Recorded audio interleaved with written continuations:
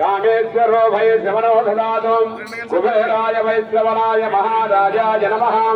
ओम हरिहरपुत्र अय्यप्प स्वामिने नमः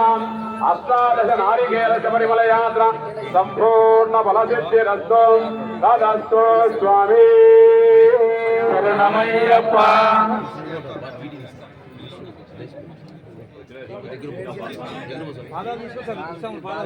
स्वामी